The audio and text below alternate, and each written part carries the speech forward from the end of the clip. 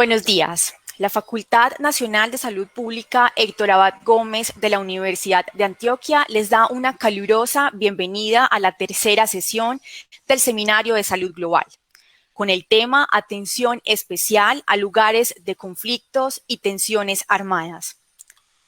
Estos encuentros serán desarrollados con el apoyo de la Alianza Latinoamericana de Salud Global, ALASAC, y hacen parte de las actividades previas al 12º Congreso Internacional de Salud Pública, Salud Global, Sindemias y Retos de la Salud Pública, el cual se llevará a cabo el 11 y 12 de noviembre del presente año.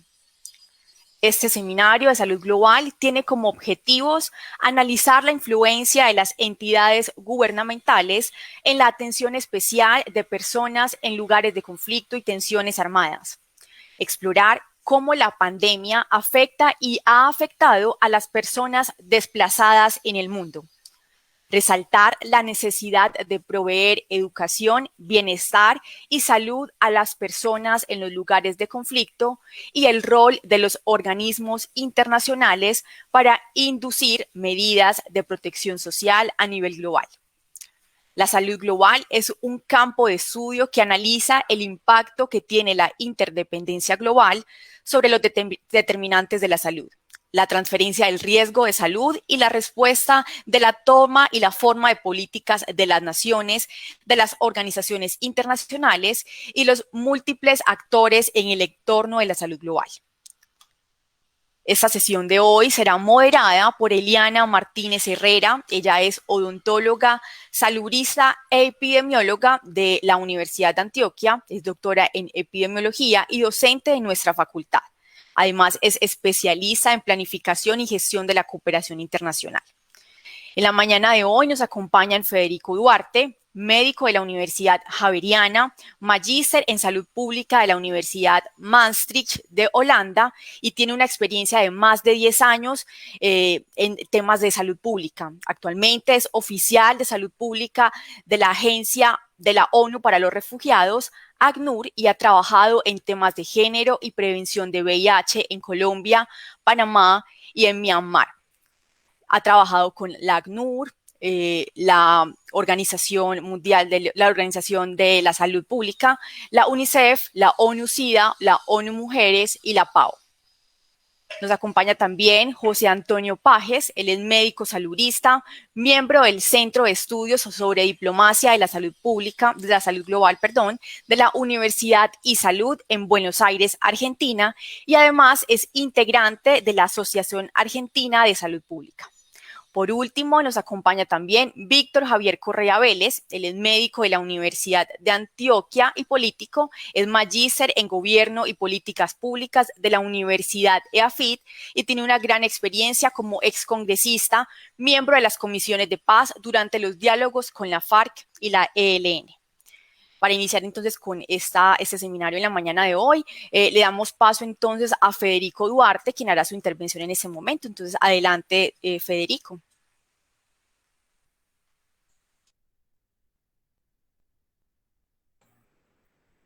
Gracias, Clara. Quiero comenzar por agradecer la invitación a hablar de estos temas tan importantes y tan relevantes hoy en día en el país. Quiero extender un saludo al profesor José Antonio Pajes, a Víctor Javier Correa y, por supuesto, a nuestra colega Eliana Martínez, la cual me agrada mucho pues, verla nuevamente en estas arenas de la salud pública. Mi intervención va a ser un poco enfocado en con quiénes y qué hace el ACNUR, la Agencia de la ONU para los Refugiados aquí en Colombia. La Agencia de la ONU para los Refugiados tiene oficinas en Venezuela, Colombia, Perú, Ecuador, Brasil, también en Chile, en Perú, y desde hace aproximadamente 2 años, junto con la OIM, por designación del secretario general de Naciones Unidas, se les otorgó el mandato de la respuesta para los refugiados y migrantes provenientes de Venezuela. Al ser esto una dinámica regional, por supuesto con una gran participación de Colombia, Se establecieron equipos de trabajo conjuntos tanto con la OIM, la Organización Internacional para las Migraciones, y el ACNUR, la Agencia de la ONU para los Refugiados, en responder a esta situación. Es como de esta forma y junto de la mano con el gobierno, las comunidades, las organizaciones civiles, ONGs, se ha trabajado para responder no solo a las necesidades inmediatas, sino una estrategia que busque su integración local y, por supuesto, intervenciones de protección internacional y de salvar vidas. Frente a esta introducción de la respuesta frente a la situación de Venezuela, vale la pena aclarar unos conceptos muy precisos frente a lo que es un refugiado, lo que es un solicitante de asilo y lo que podría llegar a ser un migrante. En la Convención de Naciones Unidas para los Refugiados, desde 1951, se establece las primeras definiciones o la definición madre, por así decirlo, de lo que es una persona refugiada. Y una persona refugiada es aquella persona que tiene un temor infundado de su vida y es perseguida por motivos de raza, de religión, de nacionalidad, de pertenencia a determinado grupo social o opiniones políticas y que se encuentra fuera del país de su nacionalidad y no pueda, a causa de dichos temores por su vida, o no quiera acogerse a la protección de su país de origen, o que también, careciendo de alguna nacionalidad, se halla en consecuencia en estos temores infundados. Es decir, que toda aquella persona que sale de su país de origen a otro país buscando esta protección internacional, buscando esta protección de su vida, y tenga unos temores de que su vida corra peligro, ya sea por la raza, como lo dije, de su misma nacionalidad, de pertenecer a determinado grupo social o orientación política o orientación sexual, perdón, u opiniones políticas, tenga que salir de su país. Esta es una definición por la cual el ACNUR está respondiendo frente a la emergencia generada en Venezuela. Nosotros consideramos en su gran mayoría a las personas que salen de Venezuela como refugiados y por eso es que estamos presentes no solo en Colombia, sino en otros países de la región respondiendo a esta situación, a esta emergencia. Ahora bien, las personas al llegar a Colombia tienen la opción de ser solicitantes de la condición de refugiado. Es decir, cada país es autónomo en darle el reconocimiento, es decir, reconocer que son refugiados. Frente a eso, para solicitar ese reconocimiento de la condición de refugiado, las personas deben solicitar su condición y por eso se llaman solicitantes de la condición de refugiado o solicitantes de asilo. Para ser un solicitante de asilo, la persona establece su posición, dice cuál es su motivo y ya el gobierno colombiano establece un plazo que puede durar años para reconocerle su condición de refugiado. Sin embargo, estas personas con solicitantes de asilo tienen los derechos y tienen algunos derechos y protecciones que les da el gobierno colombiano. Hay otras personas que entran a Colombia, sin embargo, no hacen la solicitud de su condición de refugiado y empiezan a buscar medios de vida o formas de su integración local. Aproximadamente un tercio de las personas que entra a Colombia sigue a países del sur y siguen buscando otras opiniones, otras opciones de reunificación familiar con otras personas que hayan estado en otros países o inclusive oportunidades económicas. Y lo que hemos visto es que algunos, si no la gran mayoría de mujeres, buscan acceso a tratamientos para VIH, acceso a servicios de salud sexual y reproductiva, acceso a servicios de salud de enfermedades crónicas, que por su condición de no pertenecer al sistema de salud colombiano, pues básicamente no tienen un acceso real. Ups, se me cayó aquí la luz.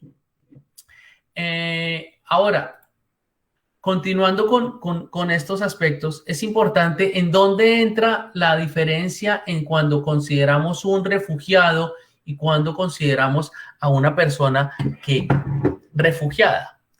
Y la diferencia, si bien no hay una diferencia jurídica clara del establecimiento de la definición de una persona migrante, para la ACNUR y para otras organizaciones, la gran diferencia es en que un refugiado sale de su país porque tiene que hacerlo o porque su vida corre peligro, mientras que un migrante tiene la opción o la hace de forma no obligada, sino es de una forma voluntaria para buscar unas mejores condiciones de vida. ¿Qué hemos observado aquí en Colombia? Que muchas de las personas han tenido que salir por persecuciones políticas, por persecuciones o amenazas directas por su condición o orientación sexual, por su necesidad de buscar acceso a tratamiento, por la necesidad de tener un parto seguro para sus hijos o hijas y sienten la sensación de que corren peligro al tener un parto en su propio país, y diferentes otras razones, la gran mayoría, si no más de la mitad, asociado a condiciones de salud. Frente a lo que hemos observado en Colombia del acceso a salud, consideramos que más o menos a marzo del 2021 se encuentran en el país 1.8 millones de venezolanos. De este 1.8 millones, 43% se encuentran en un estatus migratorio regular y un 56% aproximadamente en un estatus migratorio regular. Esto significa que más de la mitad, si no la mitad de las personas se encuentran en una situación migratoria irregular. ¿Y por qué es importante esto en el contexto colombiano? Porque las personas que están en un estatus migratorio irregular no pueden acceder a el sistema de salud, ni mucho menos acceder a afiliarse a un sistema de salud. Uno de los requisitos actuales para afiliarse al sistema de salud consiste en que su situación migratoria sea regular, es decir, que haya entrado por procedimientos regulares migratorios o que su permanencia en el país haya sido regulada, sea por entrar adecuadamente por las fronteras con un documento o que tenga un permiso especial de permanencia. Y todo esto está asociado a temas de salud. Si la mitad de los venezolanos no están en una situación migratoria regular, por ende, no pueden afiliarse al sistema de salud. Y al no afiliarse al sistema de salud, pues no van a tener acceso a ningún método de planificación familiar, tratamientos para VIH, tratamiento para enfermedades crónicas, acceso a tratamiento para situaciones de salud mental. Y ahora lo que vemos es que no tendrán acceso a vacunas.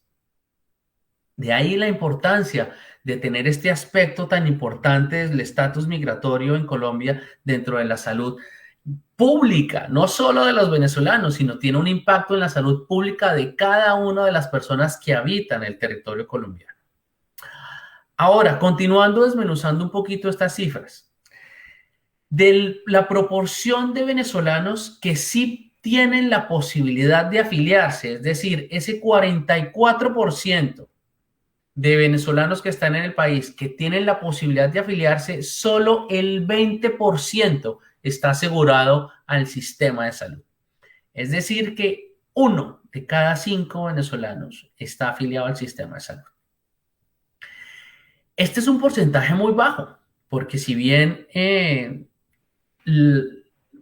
solo el 20% está afiliado al sistema de salud, falta otro gran porcentaje de personas que tienen la posibilidad y no han podido afiliarse al sistema de salud. ¿Cuáles son los retos que vienen ahora en Colombia en términos de salud pública y para el país? Uno, el estatuto temporal de protección que anunció el gobierno y el cual ya ha empezado a hacer sus primeros avances frente al registro de los venezolanos, va a permitir que la gran mayoría de venezolanos, cerca de 800,000 venezolanos que están en una situación migratoria irregular, se regularicen. Y al esperar que se regularicen, posterior a eso, que se afilien al sistema. Y ahí es donde vamos a tener que trabajar todos los actores de salud en varias cosas, incluido, por supuesto, la academia. Y es que las personas que se regularicen hagan su acción de ingresar al sistema de salud. Ahora, el gran desafío aquí es no meterlas a la fuerza con las EPS del régimen subsidiado, sino poder vincular a todos los actores de salud en que reconozcan cuál puede ser su rol y su papel frente al aseguramiento y lograr que estas personas se afilien al sistema de salud. Y aquí los beneficios en términos de salud pública son grandísimos, porque no estamos hablando solamente del beneficio en salud de personas venezolanas, sino el beneficio en salud de la salud pública de todas las personas en las cuales habitan las personas venezolanas. El tener unos beneficios de una población especial o que tenga acceso a servicios de salud no solo va a beneficiar su salud inmediata, sino su calidad de vida, su capacidad de integración local, su capacidad de ser productivo, su capacidad de aportar como individuos a una colectividad de las personas con las cuales vive. Entonces, esta es una cadena de sucesos en la cual vemos cómo hay un gran beneficio de productividad, de integración local, pero que arranca con un análisis desde el punto de la salud pública, desde el punto del ingreso al sistema de salud y, por supuesto, del ingreso no solamente a acciones que sean de emergencia, como son las cuales únicamente tienen acceso ahorita las personas venezolanas, sino mucho más allá, que les permita manejar enfermedades crónicas, inmunoprevenibles, rehabilitación, salud mental. Para terminar mi intervención, quiero hacer énfasis en 3 cosas. La primera, el generar acceso a vacunas indiscriminadamente sin tener en cuenta el estatus migratorio es un tema en el cual el país debe avanzar. Y si bien inicialmente la población refugiada inmigrante venezolana fue excluida del plan, afortunadamente hubo un retroceso o una corrección de esta postura y se pudieron incluir personas que están en situación migratoria regular. Sin embargo, siguen siendo pocas, ya que vemos que en la práctica están vacunando únicamente a las afiliadas a EPS. Entonces, tenemos un gran reto para que el acceso a vacunas sea sin discriminación, por lo menos de un estatus legal. Sabemos la complejidad del país frente a este asunto. Sin embargo, el Estatuto de Temporal Protección que anuncia el gobierno nos da una nueva oportunidad para vincular nuevas personas al sistema de salud, pero el acceso a vacunas debe ser con un avance y un enfoque de salud pública más allá que un enfoque migratorio. El segundo punto con el cual quiero recalcar es la importancia de trabajar desde diferentes sectores en la integración local y el acceso al sistema de salud. La academia, las EPS, los órganos de control, las secretarías de salud, cada una tiene un rol muy fundamental. Y si bien estamos en un proceso intermedio en que vamos a regularizar un número considerable de personas, el reto más importante va a ser en la afiliación al sistema de salud y en cómo transmitir el mensaje de cuál es el rol de una persona afiliada al sistema de salud. Porque aquí empiezan a jugar otros aspectos muy importantes que habla el profesor Alexander Gómez en términos de gestión del riesgo. Y es que cada persona va a tener que aprender a manejar su propio riesgo, sus propias acciones. Si bien está en un contexto de aseguramiento, viene un rol muy importante en el cual debemos haber aprendido durante estos años de pandemia y es cómo tú mismo gestionas tu riesgo, cómo tú mismo gestionas tus actividades para favorecer un buen sistema de salud o una buena calidad de vida. Entonces, cada actor del sistema de salud, sus acciones van a ser fundamentales en promover aseguramiento y cuando estén aseguradas, en fomentar el uso adecuado de ese aseguramiento y el manejo del propio riesgo en salud. Para terminar, finalmente, el ACNUR trabaja con diferentes organizaciones, trabaja de la mano con el ministerio, trabaja de la mano con organizaciones de la sociedad civil, trabaja escuchando las necesidades de los líderes y las lideresas refugiadas y migrantes colombianas y también trabaja para buscar que cada uno de ellos logre su integración local, logre cumplir su meta de poder tener una adecuada calidad de vida. No olvidemos que cada una de estas personas ha salido de Venezuela por alguna necesidad y tiene alguna motivación, tiene alguna meta, algún logro o algún sueño para cumplir en el país. Y ese sueño que ellos tienen es lo que los ha motivado y les ha dado la esperanza de que es posible salir de su propio país, dejar todo atrás e integrarse en un nuevo país como Colombia.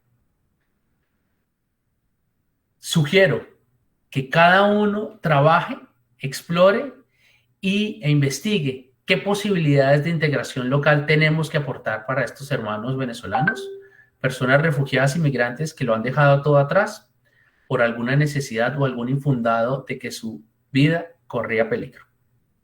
Muchas gracias.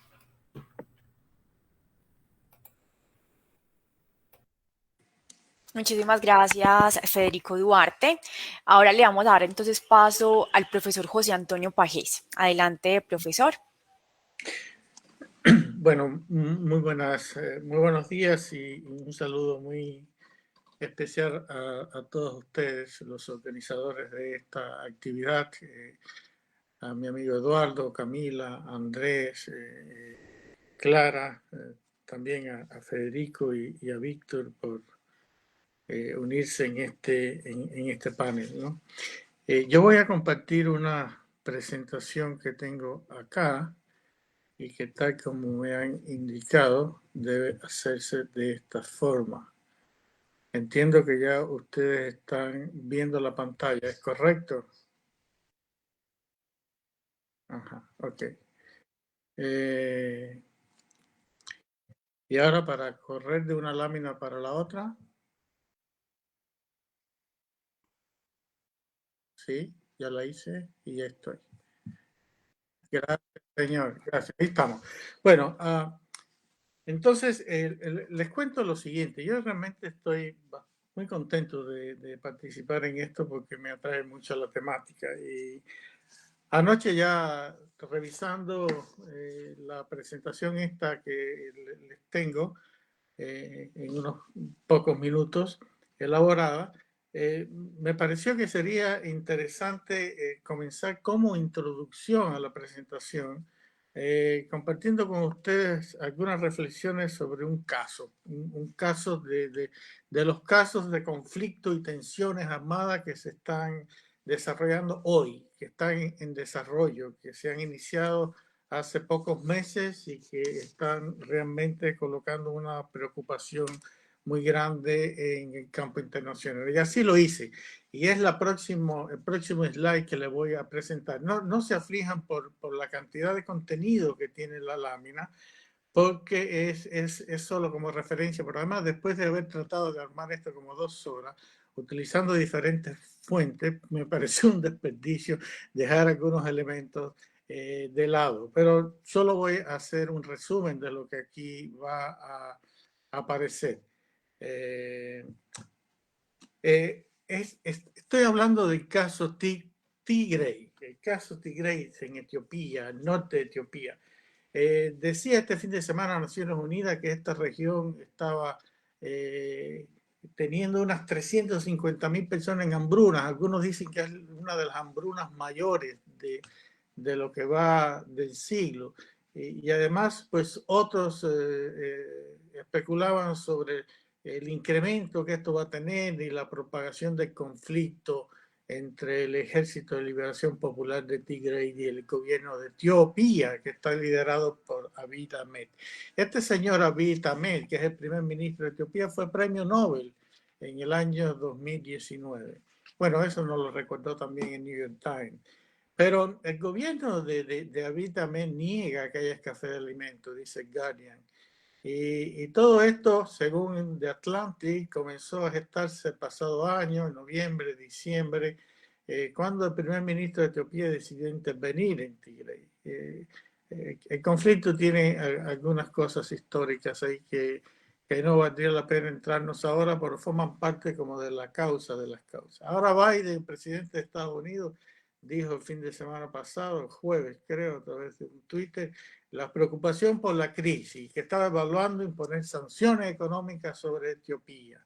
Y algunos otros analistas consideran que el Consejo de Seguridad de Naciones Unidas debe intervenir porque esto amenaza con expandirse a Kenia, Somalia, Sudán, etc. ¿no? ¿Y qué dice Human Rights Watch? Dicen que se está impidiendo los suministros de socorro, no permite que lleguen alimentos terapéuticos, medicamentos y combustible, dice UNICEF. Los médicos sin frontera que están presentes siempre en todas estas cosas dicen no son las balas las que matan en Tigray, es el abandono de la población a su suerte, que huyen de las casas, los servicios de salud son destruidos deliberadamente, se roban las ambulancias, hay muy poca asistencia de socorro. La Fundación IO es una fundación española que trabaja en este tema de medicina humanitaria, habla de unos 60.000 refugiados en Sudán, aunque hay falta de informes sobre esto, dice la fuente. ¿Y qué dice el primer ministro de Etiopía? Rechaza las mediaciones externas e injerencia en asuntos internos, de acuerdo al diario La Vanguardia de España. Y también la agencia Xinhua dice este fin de semana también que el director de la OMS, el doctor Tedros, dijo que se debe conceder un acceso irrestricto al personal sanitario en lugar de conflicto y pidió reducir la violencia por medios pacíficos, ¿no?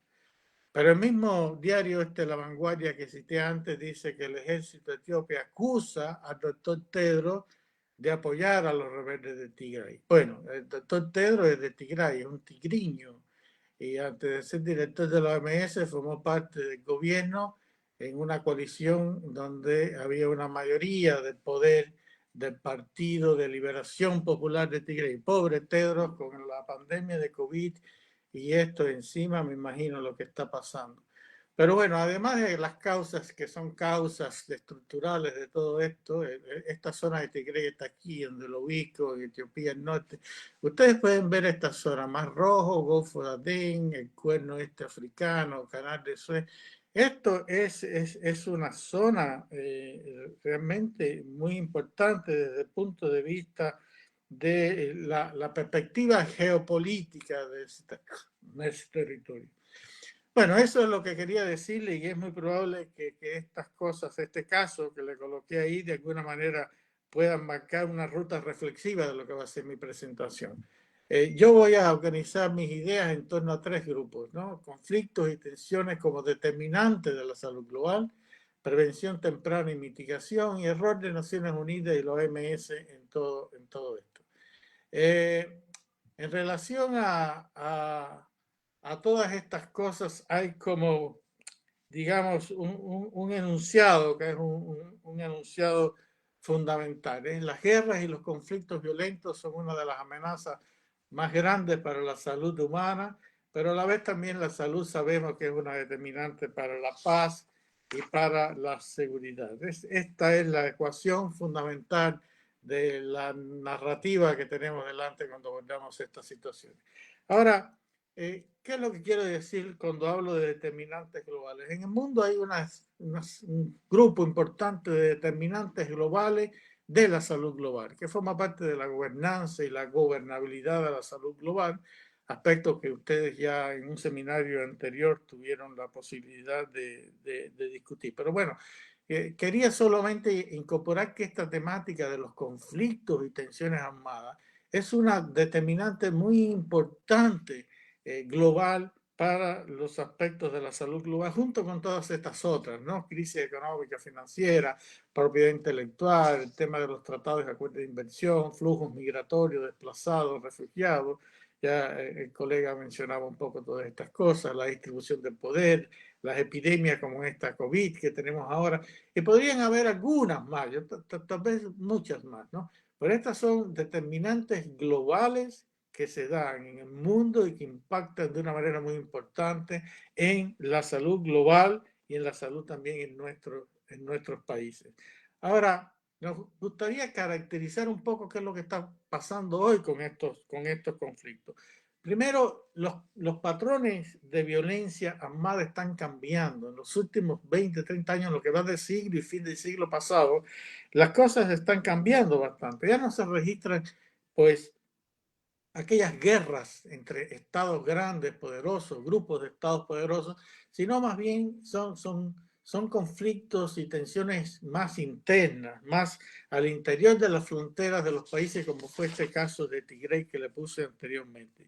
Pero en sentido general, las guerras civiles parecería como que van disminuyendo, nuevos surgimientos de guerras de esta naturaleza, pero sí persisten guerras civiles que llevan un montón de tiempo, algunas que llevan décadas y que contribuyen tremendamente a un número creciente de víctimas, de desplazados, de refugiados, etc. Otra de las características de estos patrones es que cada vez se concentran más en las zonas urbanas. El siglo pasado, mediados de siglo, después las que se dieron en los años 60 del siglo pasado, etc., incorporaban muchas de las zonas rurales y ya esto se va perdiendo un poco. Un tema también de caracterización de todo esto es las dificultades para cuantificar el número de personas afectadas, ¿no? Hay algunas referencias bibliográficas que dicen que, bueno, en el siglo pasado murieron unos 200 millones de personas relacionadas con estas cosas. Mismo con la información imprecisa que hay, bueno, estos son algunos datos que se publican en algunos de los estudios a los que hemos tenido acceso. Y también el tema de la capacidad de destrucción que tienen las armas que se utilizan en los últimos tiempos. Evidencias de esto, pues, nos dejaron los conflictos de Irak, de la República Democrática del Congo, Palestina, para solo citar algunos casos, Yemen también, ¿no? Ahora, como otro elemento de caracterización de esto es el impacto que los conflictos y las guerras están teniendo en los servicios de salud. Hay un doctor que se conoce como el doctor Copland, ese es su apellido, y él ha sido un médico asesor del Comité Internacional de la Cruz Roja durante muchos años y tiene varias publicaciones. En una de las últimas dice que la asistencia sanitaria y el personal que la proporciona, llámese médicos, enfermeras, socorristas, etcétera, corre ahora más peligro que lo que estaba aconteciendo hace 60 años. Y por otro lado, parecería que esas condiciones neutrales, esas zonas neutrales o esas zonas seguras sobre el terreno para que actúe el personal de socorro sanitario, cada vez se va dificultando más. Esas zonas neutrales tienden como a desaparecer en este tipo de conflictos. Se ha tratado de explicar esto de alguna manera. Algunos atribuyen, no creo que sea la única causa, pero lo atribuyen a que como son conflictos más dentro de frontera, pues los actores no conocen muy bien todo el avance que se ha tenido en los acuerdos de convenio, como las convenciones de Ginebra y otras normas internacionales, ¿no? En el supuesto de que estas cosas son acuerdos que se hacen entre Estados, y lamentablemente es errado, porque todas estas convenciones también tienen que ver con cualquiera de las partes en conflicto al interior de los países y no solamente entre los estados. La OMS ha hecho en los últimos tiempos un trabajo interesante para recopilar un poco la información sobre la inseguridad que afecta la asistencia sanitaria en los lugares de conflicto. Algo se ha avanzado, pero falta mucho terreno por recorrer en relación a esto. Bueno, por último, como parte de esta caracterización, quería enfatizar en algo que ustedes conocen perfectamente bien, que es la relación que tiene todo esto con la evidencia de una combinación de exclusiones políticas, sociales, económicas, etcétera, que se da y que la sociedad la percibe como injusticia social, violación de derechos humanos, la percibe real, no como es, porque se dan estas cosas, los tratos injustos a grupos sociales.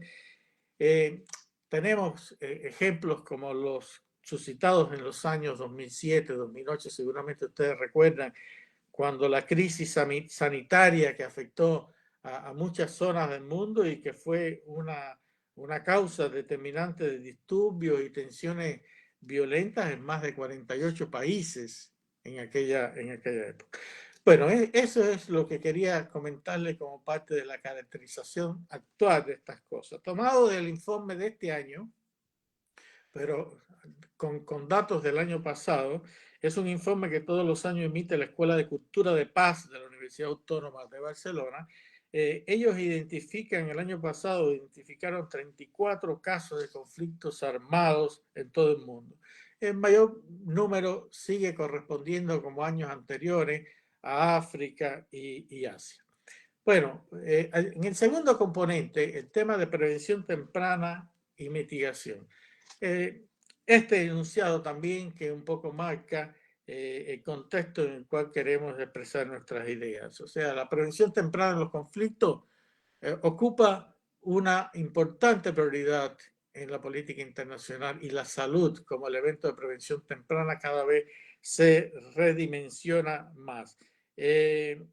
Ambos componentes, la prevención temprana y la mitigación, son importantes. Como nos hablaba el colega de ACNUR, que trabaja mucho en el tema de la prevención, pero si hubiese que decidir por qué cosa es más importante o más oportuno, una cosa u otra, yo creo que los esfuerzos de trabajo para la prevención temprana de conflictos y tensiones armadas es fundamental. Miren, en este caso, volviendo al tema de Tigray, que le coloco como caso estudio, el inicio de esto en septiembre, no quiere decir que sea la causa de las causas, pero ¿qué es lo que detona esto? El hecho de que el primer ministro de Etiopía decide postergar las elecciones debido a la COVID.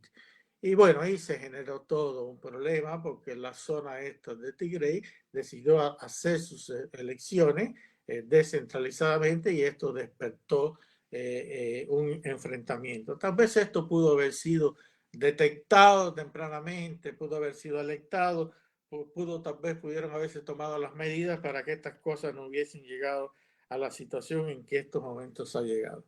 Ahora, me preguntan, ¿y la salud? La salud como elemento de prevención temprana. Y esto, yo creo que esto es una verdad de perogrullo para todos los que trabajamos en el campo de la salud de una u otra forma. Conocemos lo importante que esto es, y la salud pues es un factor clave para estas cosas. Es de suponer que cuando no existe ningún tipo de exclusión social y de salud en particular, cuando se vive mejor, una vida de bienestar y prosperidad, con buena salud y condiciones de vida, los riesgos para la paz y la seguridad de los estados en nuestros países disminuye. Y cuando hay una afectación de los derechos humanos, donde hay injusticia, cuando hay inequidades, etcétera, pues es un caldo de cultivo importante para que todas estas cosas se provoquen, ¿no? Ahora, un tema interesante de todo esto tiene que ver con la Convención de Derecho Internacional Humanitario. Todos conocemos que existe una Convención de Derecho Internacional Humanitario, que eso básicamente se constituye en el año 49 con los 4 convenios de Ginebra sobre la temática. Después se le agregan una serie de protocolos adicionales en el año 77 y otras normas que van surgiendo más adelante, fundamentalmente aspectos que restringen o prohíben el uso de determinadas armas, o tratan de proteger a las personas que no participan o que ya han dejado de participar en combates, en conflictos. Y estos elementos, estos acuerdos, por ejemplo, también protegen a los refugiados, a los desplazados, a los prisioneros de guerra, al personal también que presta socorro sanitario de la Cruz Roja Internacional, Médicos Sin Fronteras, la Sociedad de la Cruz Roja, de la Media Luna Roja. Todo esto en los últimos tiempos nos deja una evidencia de que no se respeta suficientemente la Convención de Derecho Internacional Humanitario. No se está respetando hoy en Etiopía, no se respetó ayer en Palestina y no se respeta en casi ningún lugar. Esto es un tema de mucha preocupación. Y por otro lado, es, como adelantó un poquito antes, la baja capacidad de inteligencia constructiva, le digo yo, de manera temprana y oportuna respecto a estos posibles estallidos violentos en nuestras sociedades. Todas nuestras sociedades, por naturaleza, viven en un conflicto permanente. Cuando no es por una causa, es por otra, pero todo esto también va dejando síntomas y signos tempranos de que hay algo que está en ebullición, de que hay un descontento, de que hay un reclamo, de que hay una protesta Y estas cosas deben ser cada vez más observadas, más monitoreadas y trabajar desde una inteligencia constructiva para evitar que esto progrese, para evitar que estallen estos conflictos. Podríamos casi asegurar que en la actualidad las políticas y los instrumentos de prevención temprana por parte de toda la comunidad internacional, ya sea multilateral, organismos internacionales dedicados a esto, organizaciones no gubernamentales, etcétera, son muy insuficientes. Son escasos, son ineficientes y en algunos casos incluso son ya anacrónicos que deben estar mucho más adecuados a los tiempos modernos. Ahora, si hacemos un ejercicio de categorización de causas sobre estos conflictos, un poco lo que he mencionado ya y otro poco que ustedes pueden ir agregando. Yo creo que todos los que estamos escuchando tenemos experiencia en esto. Violación de derechos humanos, mala distribución de la riqueza, lucha contra sistemas inescrupulosos, desigualdades económicas, fundamentalismos religiosos y el tema de la droga, las armas, las personas, etc. Por ahí un poco está el germen el caldo de cultivo de todos estos conflictos. Ahora, como parte de las orientaciones que nos dieron, nos pedían algunos comentarios sobre la pandemia de COVID. Yo entré a revisar algunos informes recientes de este grupo de crisis internacional. Y es interesante como nos explica las dificultades que la pandemia va generando para que la ayuda humanitaria fluya, para que las operaciones de paz continúen, para que los esfuerzos diplomáticos que se han venido haciendo, por ejemplo, en Afganistán, en Libia, en Yemen, se mantengan, porque todo esto ha sido prácticamente detenido, ha sido dificultuoso el andar en estas negociaciones. Actitudes de líderes inescrupulosos, bueno, que han cooptado medios de expresión, postergado elecciones como el primer ministro de Etiopía, aumento de fricciones políticas como China y Estados Unidos, incremento de dificultades económicas que se han potenciado por los conflictos, potenciadores de tensiones y conflictos adicionales. Acá en Argentina lo hemos vivido, o sea, por una parte toda esa dualidad entre COVID y cuarentena y afectación económica y la gente protestando en las calles. Es un tema realmente que nos va dejando muchas lecciones sobre cómo la epidemia ha afectado en esto. Algunos referentes de este tema de Tigray nos dicen que COVID es algo que ya no es preocupante en estos momentos, ahí al norte de Etiopía, hoy el tema del COVID, porque hay tantas otras cosas que están muy por encima mismo que esta pandemia.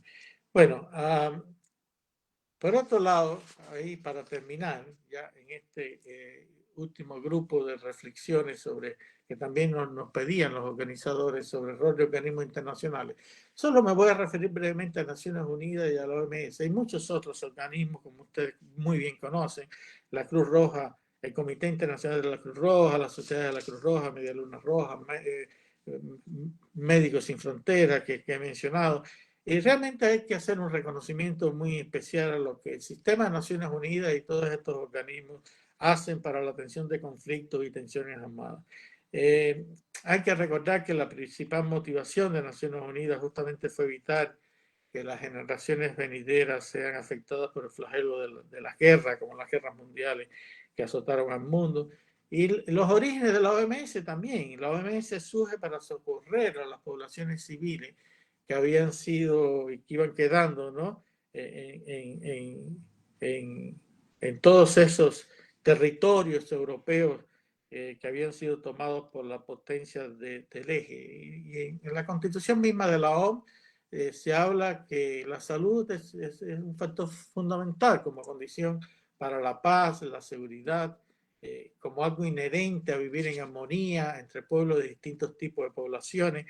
Y todo esto ha sido un basamento en el trabajo de los organismos multilaterales. Pero, claro, esto si bien crea una base sólida de compromiso, hay que recordar que Naciones Unidas es una organización integrada por gobiernos y a veces son los gobiernos que forman las partes que están en conflicto y quienes en última instancia toman las decisiones. Volvemos al caso estudio, el caso que les puse en la introducción. Entonces el primer ministro de Etiopía no deja que entre ningún equipo de seguridad, de acompañamiento, de negociación en estos momentos a lo que está sucediendo ahí, y además amenazan con expulsar a cualquier funcionario, cualquier misión que llegue, en el entendido de que esto sería una injerencia en los asuntos internos de su país.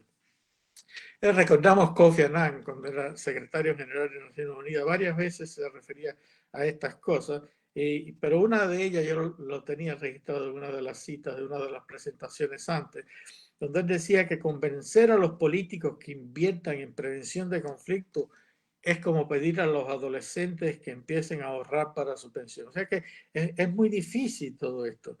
Bueno, no vamos a entrar en todo lo que hace el Consejo de Seguridad de Naciones Unidas. Ustedes conocen algunas cosas que hace bien, algunas cosas que no hace bien, algunas dificultades que hay para tomar decisiones.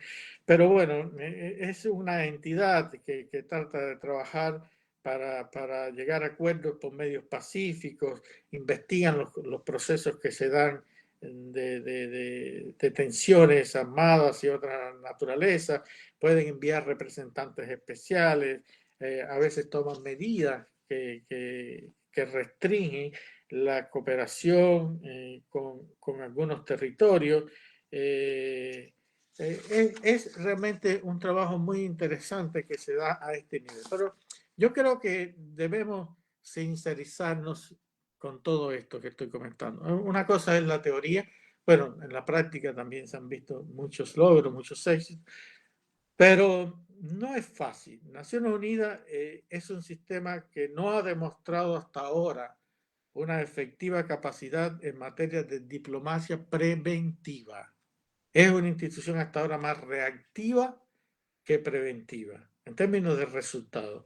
Y se podrían poner muchos ejemplos, no es hablar así como papagayo, sino se puede tomar el ejemplo de genocidio en Ruanda en el año 94, los problemas de Bosnia, Herzegovina en el año 95. O sea, hechos muy concretos donde nos dibujaba una organización con muchas dificultades para enfrentar estas cosas. ¿Esto dice mal de Naciones Unidas o dice mal de la Organización Mundial de la Salud en especial?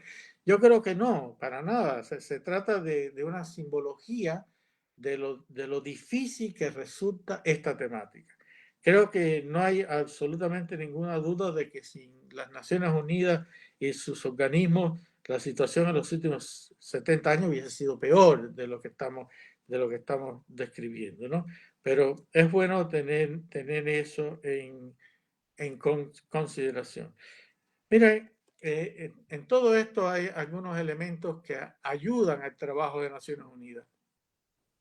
Mandato ampliamente definido, una amplia presencia internacional, personas que se dedican a estas cosas. Tiene autoridad moral el organismo hasta ahora para lidiar con estos asuntos, una legitimidad que le han dado los gobiernos y cuentan con recursos, si no mucho, pero cuentan con recursos importantes que manejados a mediano o largo plazo pueden hacer una contribución a todo esto de manera positiva, como son, por ejemplo, los objetivos de desarrollo sostenible. No queda duda que en la medida que todas esas cosas se vayan logrando, aunque es difícil, etcétera, pues es una contribución a vivir en un mundo mucho más pacífico, mucho más en armonía. Termino con estas informaciones que quiero compartir con ustedes. Para esta presentación, y como parte de los ratos de ocio que tenemos los jubilados del Sistema de Naciones Unidas, y yo revisé todas las resoluciones de la Asamblea Mundial de la Salud desde el año 1960 hasta la de este año 2021. Y las revisé porque yo fui partícipe de muchas, como unas 10 o 12 asambleas mundiales de salud, una parte representando a mi país y otras como funcionario de la Organización Mundial de la Salud en la década de los años 70, finales de los 60, 80, y en aquellos tiempos en la agenda de la asamblea uno encontraba temáticas como esta. Miren ustedes, El tema de Vietnam, la asistencia especial a Camboya, Vietnam del Sur, la República de Vietnam, la ayuda sanitaria a las personas desplazadas del Medio Oriente, incluida Palestina, el desarme general y completo de armas químicas y biológicas, la asistencia a los movimientos de liberación de África, la asistencia a los desplazados de Chipre. Eso fue en la década del 60 al 80. Muchos de estos asuntos se van repitiendo, pero por ejemplo en esa década estos fueron 5 temas de conflictos y de tensiones, etcétera, que fueron abordados desde la Organización Mundial de la Salud. En la década que sigue, bueno, lo mismo, situación palestina, Líbano, Chipre, la lucha por la liberación en África Austral, a los estados de primera línea de Namibia, Lesoto, Suazilandia. Los estudios que se hicieron en esto, tuve en algún momento una participación en grupos de trabajo sobre los riesgos de una guerra termonuclear y sus posibles y funestas consecuencias para la vida y la salud de la población. El trabajo por la distinción y conseguir un desarme general y completo. Estos eran asuntos que la OMS se metía. También en la década del 90 al 2000, pero ya aquí vemos que comienza a disminuir. Lo que quiere llegar al final con el mensaje de que si bien hace unos 40 o 50 años la Organización Mundial de la Salud abordaba esta problemática por razones que muchos conocemos, porque se ha ido restringiendo la posibilidad de debate sobre estos asuntos en el ámbito de la Organización Mundial de la Salud, porque cada vez los países más grandes y que aportan más recursos para el funcionamiento de la organización, en alguna medida restringen la llamada participación de la Organización Mundial de la Salud en asuntos denominados políticos y tratan de que solo se concentren en asuntos llamados técnicos, que se concentren solo en pandemias, en epidemias, en situaciones de esta naturaleza. Bueno, ya en esta década se mantenía este tema de los territorios árabes ocupados, porque es que este tema de Palestina existe desde antes que surgiera la Organización Mundial de la Salud. Cuando surge la Organización Mundial de la Salud, en las primeras asambleas que se hicieron, ya este tema incursionó en la agenda y está tan estructurado que yo creo que no va a salir nunca, porque yo no veo una salida para esta situación muy fácil. Entonces va a permanecer por mucho tiempo como un tema en la Organización Mundial de la Salud, pero tal vez como el único tema, ¿no? Porque cada vez esto se va reduciendo más. Pero bueno, en esta década también se habló de respeto y la protección al personal en la infraestructura de salud, disculpa, esto se me va muy rápido, en las situaciones de conflicto, la protección de la población no combatiente, como el tratamiento también de las personas en las áreas de rehabilitación. A ver, en los últimos años, del 2005 al 2021, puse todos estos años, 6 años juntos, porque cada vez es menos lo que se discute en las asambleas. Es mucho menos. Ahora prácticamente todo ha quedado en el tema del territorio palestino ocupado, incluida Jerusalén Oriental y el Golán. Y ahí sigue, pero ya todos aquellos temas que conocimos ya no existen. Y no es porque no haya problemas, hay problemas en Liberia, en el Congo, en Kosovo, en Etiopía, en Sierra Leona, Sudán, Croacia, Irán, Afganistán. Son temas muy complicados. Bueno, termino con esto y les agradezco mucho la atención. El resumen de los 2 grupos de ideas fundamentales que quiero compartir con ustedes. Los conflictos y las tensiones armadas son determinantes globales de la salud global. Y yo agradezco mucho que esto se haga porque miren, yo llevo casi 8 años participando bastante en reuniones, seminarios, congresos, etcétera, sobre el tema de la salud global y además trabajo en esto, ¿no? Pero así un espacio para debatir los conflictos y las tensiones armadas como parte de las determinantes globales es primera vez que lo hago.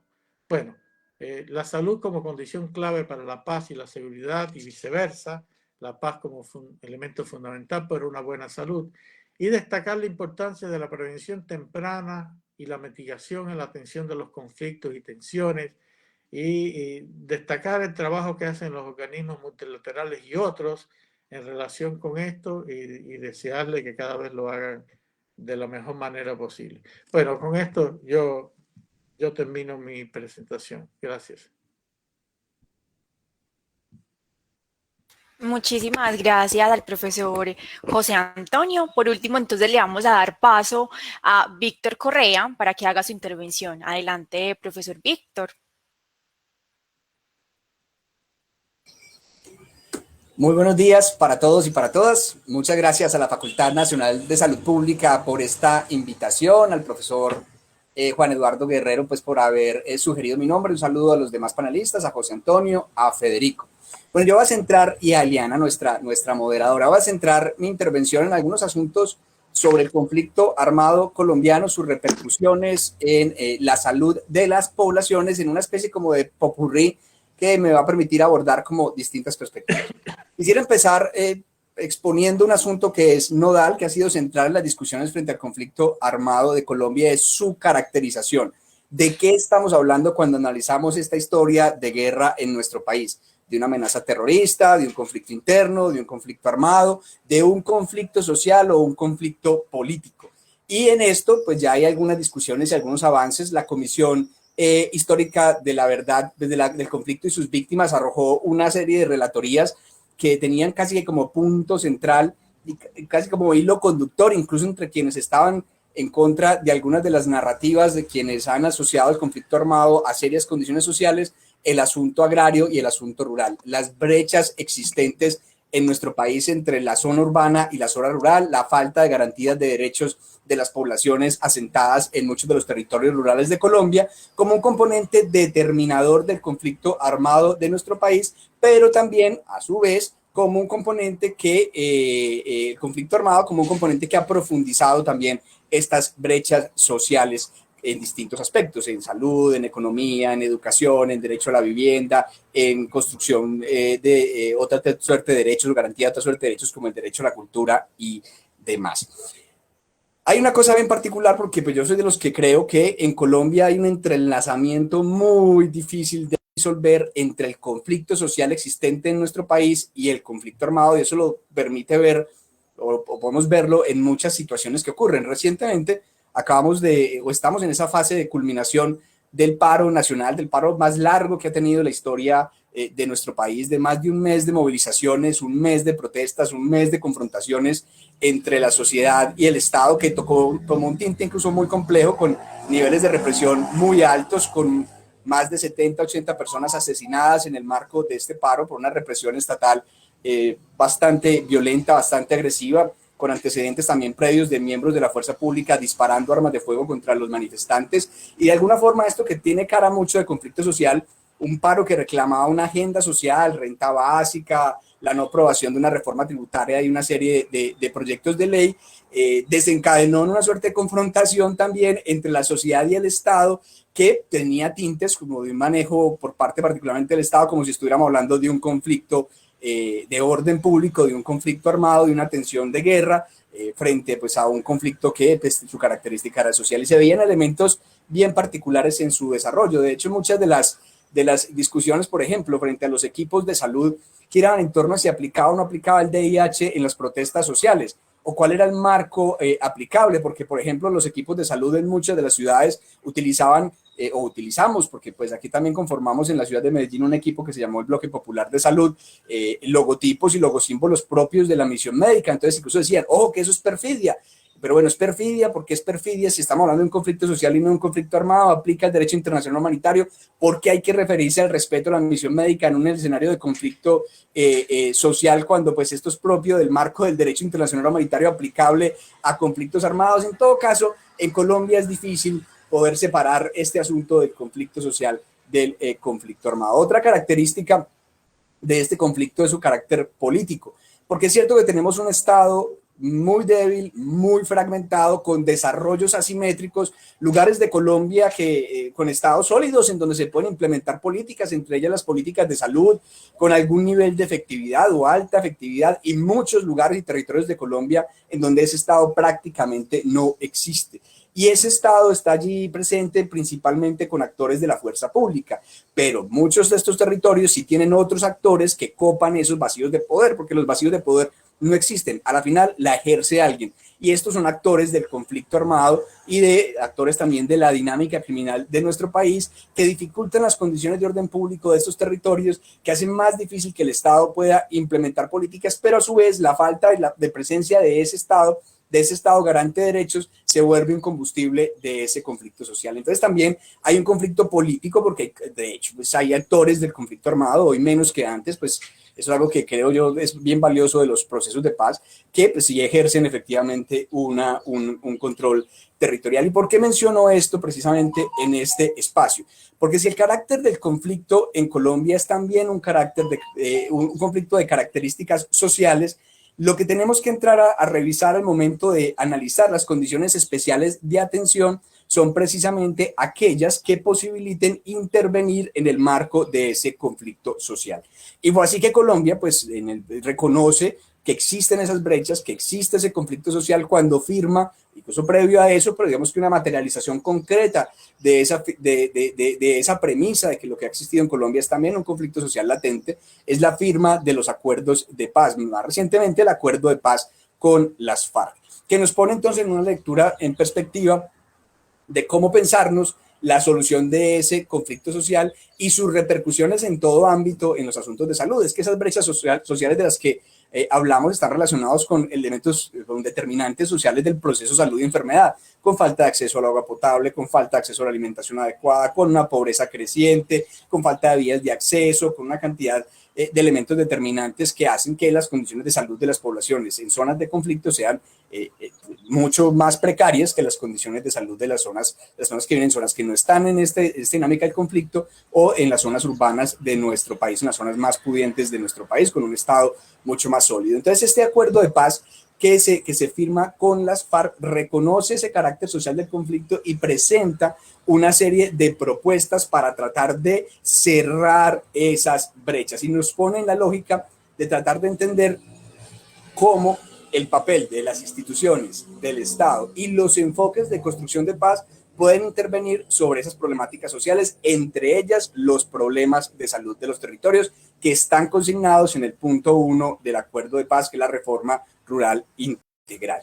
Recordemos que este acuerdo de paz demanda del Estado colombiano una serie de medidas. Inicialmente, algo que no se logró hacer de manera suficiente, efectiva, y buscaba implementar una serie de medidas de acción rápidas, entre las que se incluían para la consolidación del proceso de paz. Se va al actor armado que tiene control sobre el territorio, que incluso en algunos lugares ejercía hasta la prestación de los servicios de salud, y el Estado colombiano llegaba a copar ese espacio con una serie de acciones rápidas, entre las que se incluían la construcción de infraestructura en salud, de centros de salud, de centros hospitalarios, desplazar brigadas médicas, desplazar personal médico a estos territorios. Eso lastimosamente no se pudo hacer muy bien, o realmente casi ni se hizo. El segundo elemento ya es la implementación de la reforma rural integral, que incluye también, por supuesto, estos puntos de construir centros de salud de acuerdo a las necesidades de los territorios, implementar en estos territorios un enfoque diferencial que permita también atender a las brechas, otras brechas como las brechas de género que tienen particularmente las mujeres rurales de nuestro país, la construcción de un modelo especial de atención y de salud pública para la ruralidad y la ruralidad dispersa principalmente en Colombia, que son elementos que estaban consagrados en este acuerdo, como lo es también la construcción e implementación de un Plan Nacional de Salud Rural. Y esto pues tiene distintas formas de materializarse. Cuando uno habla de construcción de paz, hay distintos enfoques a nivel mundial. Hay un enfoque institucional muy impulsado por Naciones Unidas, en particular en los procesos de paz de la segunda mitad del siglo XX, que era el enfoque institucional, la idea de llevar las instituciones liberales a muchos de los países que estuvieron o están en conflicto, de crear una serie de marco institucional robusto, con instituciones democráticas y demás. Ese es un enfoque institucional que de alguna manera algunos de estos componentes se recogen en el acuerdo de paz y se buscan implementar. En Colombia se ha creado una serie de instituciones que buscan intervenir en los territorios para cerrar estas brechas, como la Agencia de Renovación del Territorio, algunas instituciones como lo son, por ejemplo, los planes de desarrollo con enfoque territorial que buscan que esos territorios en concreto, los 170 municipios priorizados, más afectados por el conflicto, puedan cerrar algunas de las brechas sociales identificadas. hay un enfoque, otro enfoque que también forma parte de estos enfoques de construcción de paz, que es la paz territorial, aquella que busca construir desde las mismas comunidades, reconociendo las capacidades y saberes, busca construir la paz desde allí. Y esto en salud estos dos primeros tienen sus componentes en salud. En los PEDET hay elementos de desarrollo concreto con relación a las necesidades en salud de algunos de estos territorios. Por ejemplo, y hay un caso pues como muy nombrado, que es un plan que se está implementando en el Tolima, que forma parte de las priorizaciones que hicieron en los PEDETs para buscar incluir dentro de los mismos una serie de mejoras de infraestructura y de dotación de ambulancias que no tenían, en otros planes de desarrollo con enfoque territorial, que son distintos a los planes de desarrollo regulares de los territorios. Cerca de más de 20 de estos municipios han implementado planes de vacunación, de cuidado para la primera infancia en los 1000 primeros días, que ha permitido cerrar algunas brechas de vacunación, que ha permitido disminuir en algunos territorios la mortalidad materna y demás. Entonces, pero también parte de eso, de un proceso de construcción en el territorio, con los actores, con las gentes, con las comunidades, que también construyen un concepto de salud y de necesidades en salud asentadas a lo que viven en esa zona,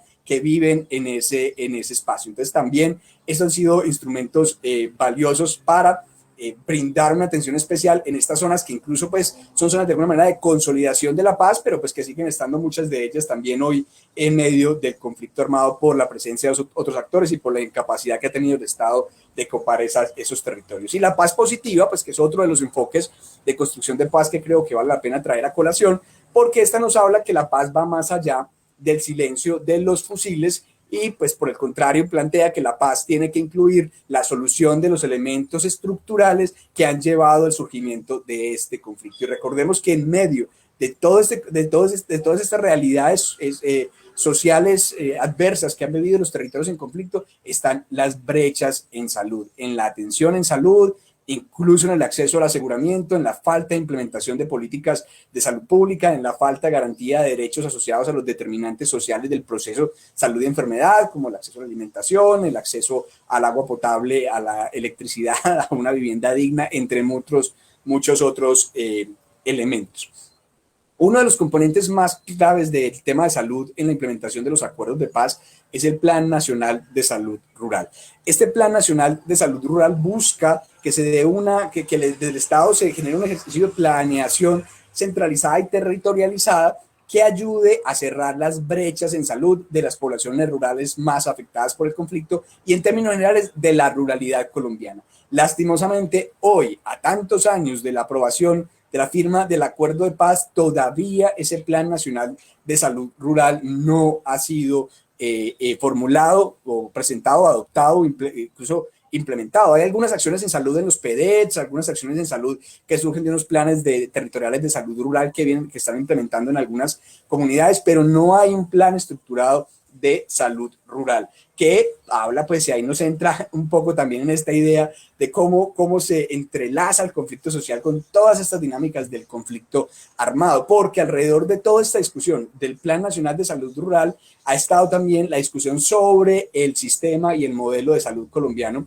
que viene siendo interpelado desde que se formuló en el 93, la Ley 100, ha sido altamente interpelada por el movimiento social colombiano. De hecho, buena parte de la agenda del pasado paro estaba atravesado también por asuntos relacionados con la oposición a este modelo, en particular un proyecto de ley que era el proyecto de ley 010, que estaba en discusión en el Congreso de la República y que profundizaba el modelo de negocio en la salud. Ese se logró archivar, pero aquí hay una discusión bien interesante alrededor del Plan Nacional de Salud Rural, porque este Plan Nacional de Salud Rural lo ha entendido el gobierno, parte de ese conflicto político que se entrelaza en este conflicto armado, porque estamos hablando de la implementación de unos acuerdos de paz, lo ha entendido el gobierno como la extensión de las políticas existentes, en particular del modelo de atención integral en salud MIAS, que ustedes conocen, pues tuvo un piloto en Guainía y tuvo ese piloto una serie de observaciones que lo controvertieron radicalmente.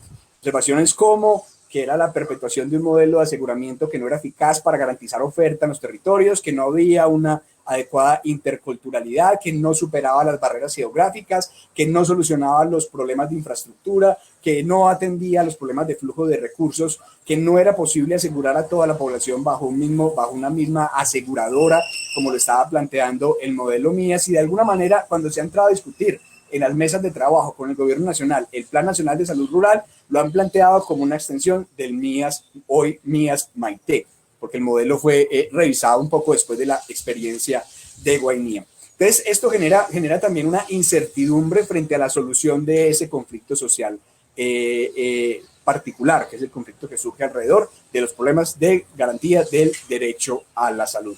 Sobre todo porque entre el proceso de formulación de las políticas y el proceso de implementación, siempre hay una brecha de implementación, siempre hay una serie de dificultades que hacen que esa formulación no se lleve como está hecha directamente a la concreción territorial. Y muchas de estas brechas están relacionadas con el conflicto también político de nuestro país. Un Estado débil, insuficiente, incapaz de implementar políticas en los territorios. Un Estado en muchos territorios muy corrupto que hace que los recursos no se inviertan de manera eficiente ahí. Hoy debates importantes frente a lo que está haciendo la ART a través de procesos de intermediación y cómo es que se están entregando los contratos para la implementación de las obras PEDET, en donde se incluyen las obras necesarias para la garantía del derecho a la salud en estos territorios que han estado y están en conflicto. Y por supuesto, otro de los componentes son los problemas de financiación, que pues lastimosamente han atravesado toda la implementación de los acuerdos de paz. Esto pues les menciono estos asuntos porque indiscutiblemente, una atención especial en zonas de conflicto y en zonas de tensión armada tiene que pasar por la implementación de políticas que permitan hacer lo que el profesor José Antonio bien planteó en su exposición, es prevenir los conflictos. Si sabemos que en Colombia el conflicto armado ha tenido como combustible el conflicto social, y uno de esos elementos del conflicto social es el conflicto en salud por la falta de garantía del derecho, pues es obligación del Estado colombiano y de las instituciones también, del orden internacional, porque recordemos que, por ejemplo, los PEDET y el Fondo Colombia en Paz tienen también un fondo multidonante, que es una plata que viene de cooperación internacional para la implementación de proyectos relacionados con paz. Es exigir la implementación de estos acuerdos de paz, exigir el cierre de brechas por parte del Estado colombiano en medio de sus limitaciones, pero también con sus capacidades, porque no estamos tampoco hablando de un Estado completamente incapaz o de un Estado fallido. Las instituciones colombianas tienen debilidades, pero también tienen fortaleza y solidez, pues en muchos aspectos. Tampoco es que estemos hablando de un Estado quebrado, sí, con pocos recursos, pero con la capacidad de implementar políticas, si se lo propusiera y si no tuviéramos otra serie de problemas como la corrupción. Entonces, este enfoque de atención de las problemáticas sociales es clave para poder también brindar una adecuada atención en terreno, atender el conflicto social. Por otro lado, y precisamente atendiendo al carácter de este foro, hay elementos del orden geopolítico que son determinantes en el conflicto social colombiano y a su vez entonces en el conflicto armado y conflicto político. Y uno de ellos, aprovechando que esta semana pasada se conmemoran los 50 años de la muy fracasada guerra contra las drogas, que es una guerra literalmente, o sea, aquí en Colombia la vivimos como una guerra, nos causa muertos por montones, buena parte del combustible de este conflicto armado ha estado atravesado por el fenómeno del narcotráfico y demás, y por la política particularmente de Estados Unidos y muy avalada por las Naciones Unidas, de implementar una política del orden represivo en la lucha frontal contra las drogas y desconocer otros enfoques o incluso abrirse la posibilidad de replantearse algunas de las miradas. Pero recordemos que la UNGAS 2016, la Asamblea Extraordinaria para revisar algunos de estos asuntos de las convenciones de lucha contra las drogas, fue, digamos, de alguna manera un fiasco, porque no se pudo abrir una perspectiva diferente para el manejo, entre el que se incluía, pues que es algo también que está en el Acuerdo de Paz de Colombia, un enfoque de salud pública al problema de las drogas. Y mientras la lucha contra las drogas siga siendo un elemento importante de la agenda de potencias como Estados Unidos desde la perspectiva represiva y militar, nuestros territorios seguirán sufriendo la guerra y las consecuencias de esa política, con los desastres en salud que esto causa, que causa el desplazamiento, que causa la destrucción de infraestructura, que causa la imposibilidad de implementar políticas, que causa el control territorial por parte de actores armados irregulares que se fortalecen a partir de las rentas criminales. Eso, mejor dicho, y que mantienen un polvorín, que pues nosotros tenemos regiones de Colombia que son un polvorín, pues en donde hay armas hasta para tirar para el techo de todos los actores del gobierno colombiano, de las antiguas insurgencias o de sus disidencias, de otros actores emergentes, de grupos, y esas zonas son polvorín completo y se mantienen en buena medida alimentadas por esta política antidrogas que está relacionada con una agenda global que afecta directamente la salud de los territorios, sin hablar de sus implicaciones en la imposibilidad de reorientar la política de manejo de las adicciones, que también tiene unos efectos sobre la salud pública y la salud individual bien compleja. Y uno no podría decir que este es el único elemento. Hay asuntos de la agenda económica global que determinan también, porque al final la economía transversaliza buena parte de los elementos de la vida de las personas, de los estados, de las naciones, del mundo. Pues es que la economía es casi el eje principal sobre el que giran muchos de los conflictos también. Y es cierto que muchas de las dinámicas económicas del actual modelo económico, y esto asumiendo un poco el discurso de la determinación social de la salud, pues muchos de los elementos que configuran los conflictos están asociados precisamente con algunas apuestas económicas. Y lo cierto es que las apuestas económicas dominantes, las apuestas económicas impuestas por algunas potencias sobre países como el nuestro, han destruido, por ejemplo, el aparato productivo nacional. Buena parte de la ruralidad colombiana vio desaparecer una gran cantidad de cultivos producto de la apertura económica de la firma de tratados de libre comercio, o implementar agendas económicas en las zonas de conflicto de Colombia, desde su principal fortaleza en la ruralidad. Es que la FAO dice que Colombia puede ser uno de los 10 países que alimente al mundo, 7 países que alimente al mundo en las décadas venideras, pero no somos capaces de implementar políticas económicas en los territorios para superar el conflicto económico, para de esta manera afectar el conflicto social, porque uno de los componentes que lo hace casi imposible es que la agenda comercial colombiana ha permitido la entrada masiva de importaciones de alimentos, más de 17 millones de toneladas de alimentos. No se ha hecho desde el Estado una agenda para fortalecer la competitividad de nuestra ruralidad, y esto impide que cualquier apuesta económica que simplemente desde el agro en los territorios sea efectiva, y esto por supuesto afecta no solo el derecho a la alimentación del pueblo colombiano, que se ve afectado y que afecta por supuesto también la salud, sino que afecta la posibilidad de superar el conflicto en estas zonas, y con esto pues de poder cerrar brechas sociales y de poder construir allí, a partir de la intervención de una serie de determinantes, el derecho fundamental a la salud. Esto era como lo que tenía para compartirles. Muy bien. Muy bien. Muchísimas gracias entonces a nuestro profesor Víctor. Le damos paso en este momento a la profesora Eliana Martínez, quien va a hacer el conversatorio y moderar este espacio. Entonces, adelante, profesora Eliana.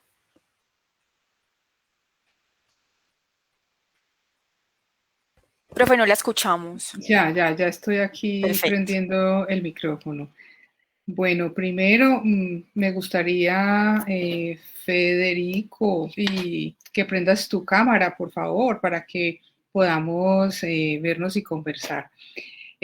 Primero agradecerles por este estupendo espacio. Es así para nosotros, pues, un momento muy especial de lo que nos propusimos durante este año en fortalecer unas ideas fuerza de la salud global en nuestra facultad.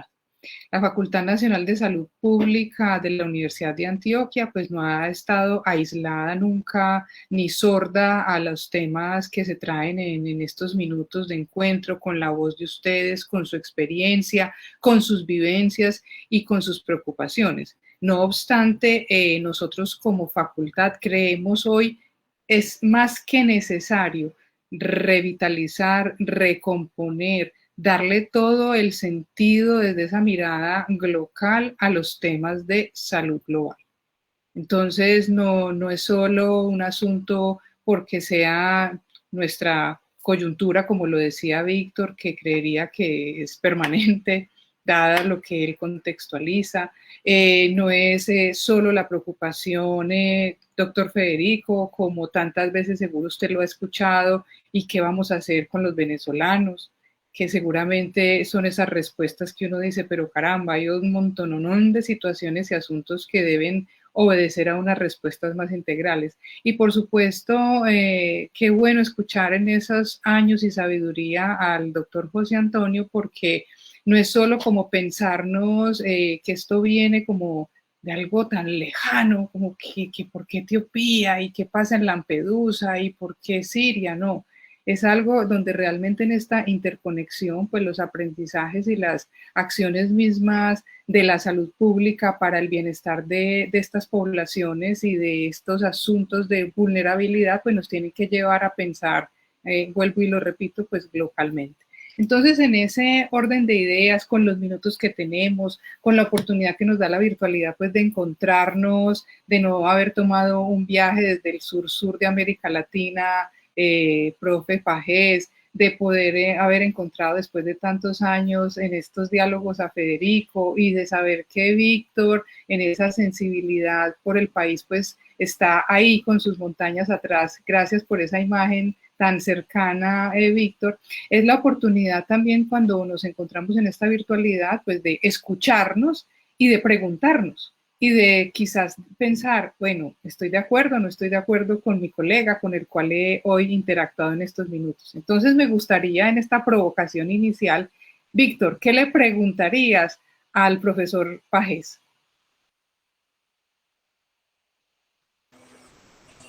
Bueno, pues precisamente el profesor Pagés puso un tema que me llamó mucho la atención, estoy completamente de acuerdo con esto, y es que una de las tareas principales de la multilateralidad y en términos generales de quienes piensan pues que términos pues tenemos una especie como de comunidad global en la que convergemos y sobre la que tenemos que, o con la que tenemos que trabajar y que debemos además construirla.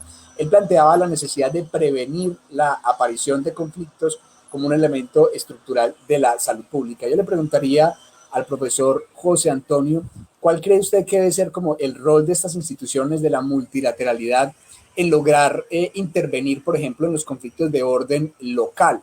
Si debe hacerlo desde una perspectiva más pasiva, observador, pues que a veces se nota esa, o debe ser una institucionalidad de multilateralidad mucho más activa e intervencionista frente a los fenómenos sociales que pueden acarrear futuros conflictos armados. Muy bien. ¿Qué tiene el profe Pagés para comentarnos? Gracias, Eliana. Gracias a Víctor también por todo esto. Cuando estuvimos organizando este seminario, hablábamos con Juan Guerrero. Él nos recordaba el tema de Centroamérica. Y bueno, una de las experiencias personales que he tenido en mi trabajo en el campo de los organismos de Naciones Unidas, de la Organización Mundial de la Salud en particular, fue la guerra en Centroamérica. Y cómo desde un organismo internacional como es la Organización Panamericana de la Salud en alianza con otros organismos de la región, se pudo avanzar bastante en aquella propuesta que se denominó en su momento Salud, un puente para la paz. Y lógicamente fue una participación no pasiva, fue una participación activa, pero una participación que requirió de una inteligencia de negociación diplomática bastante fuerte, que fue en aquel momento exitosa. Pero fue raramente exitosa. Yo creo que las condiciones estaban dadas por parte de todos los actores en conflicto como para poder facilitar algunos espacios de intervención sanitaria en un momento donde no al igual, porque no es lo mismo, pero parecido a la situación epidémica o pandémica que tenemos ahora, en aquel momento había una situación muy complicada con enfermedades infecciosas en la infancia y era necesario incorporar las campañas de vacunación en Centroamérica y de llegar a las áreas rurales, a las montañas, etc., porque estaba azotando con mucha fuerza la población infantil. Entonces, respecto a ese punto, hubo un cierto consenso valorativo importante de todas las partes que estaban interviniendo en eso. Y felizmente ahí se tuvo éxito.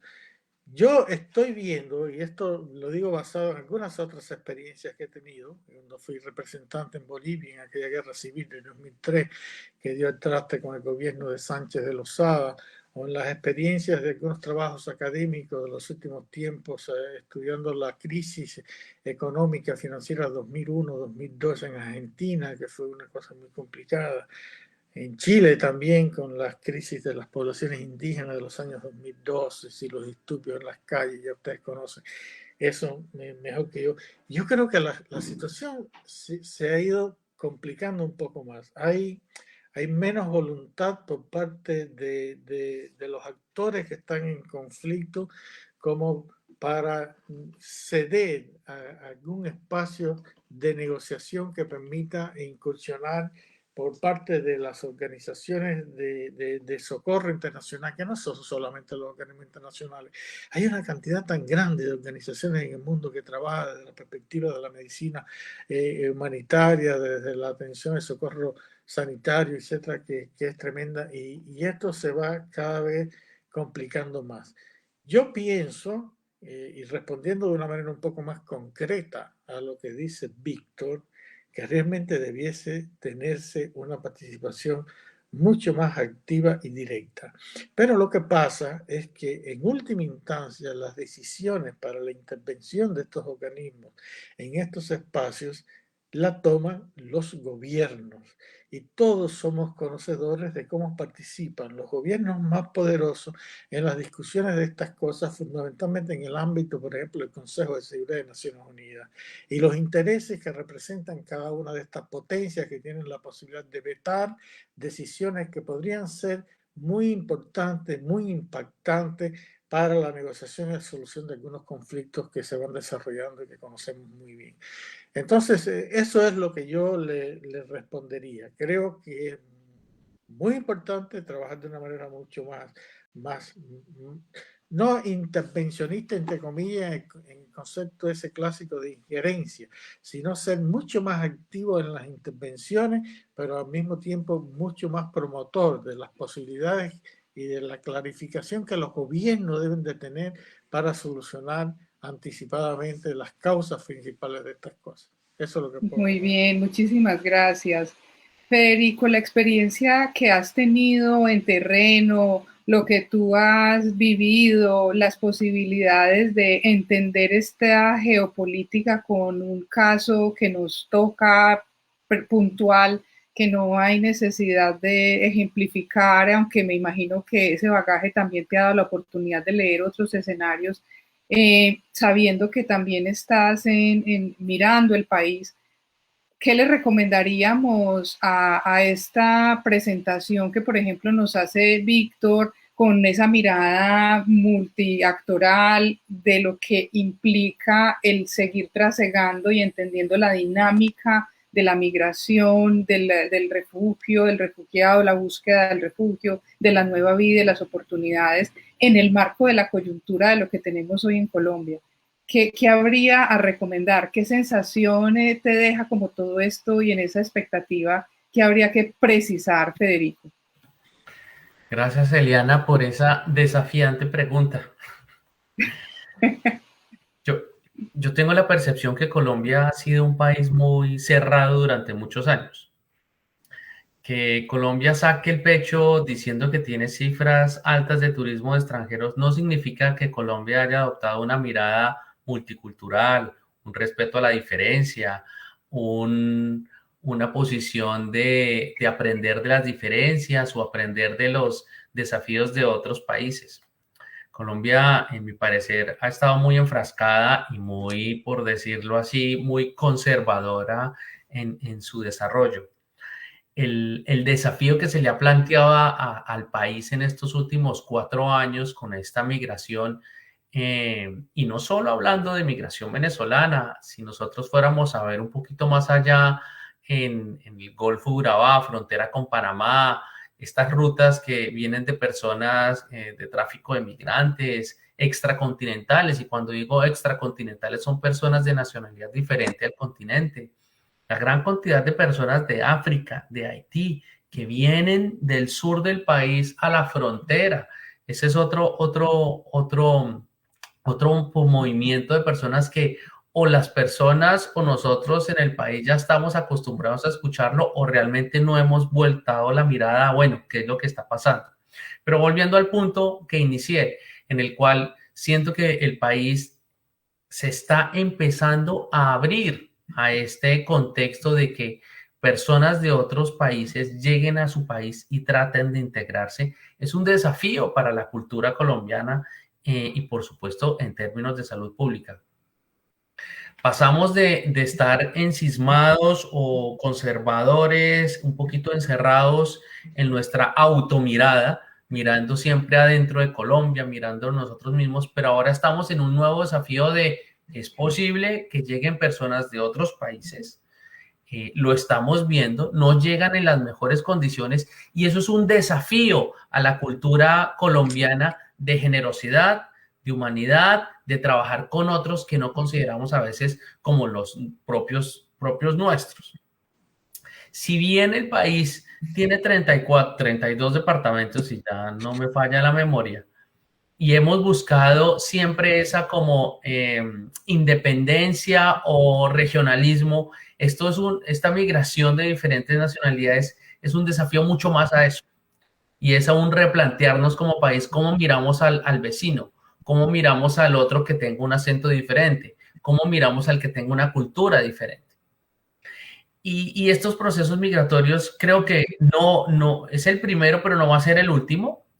Y nos lleva a replantearnos realmente a trabajar de forma diferente con los venezolanos, con los haitianos, con las personas de diferentes países de África que lleguen a Colombia buscando este tipo de protección internacional. Entonces, yo lo que complementaría es, bueno, tenemos es que empezar a tener otras posiciones mucho más abiertas de mirar en la diferencia sus beneficios y no estar enfocándonos de pronto en el problema que nosotros podamos encontrar.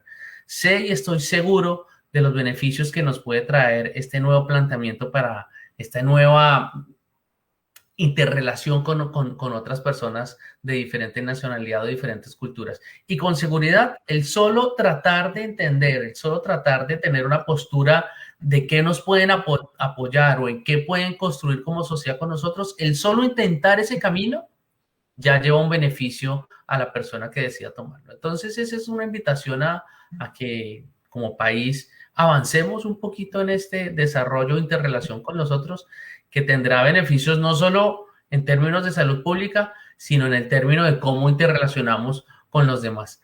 No es un secreto para nosotros que el país es un país violento, es un país de contrastes, pero también es un país con muchas oportunidades de desarrollar su compasión, su generosidad, su trabajo en equipo, su tenacidad, su empuje, el de buscar esperanza y seguir trabajando en medio de las dificultades. Creo que eso hay que también resaltarlo y seguirlo trabajando, pero sí es una invitación a automirarnos de cómo lo relaciono, qué promovemos, de cómo relacionarnos con los demás, especialmente con personas de diferentes países.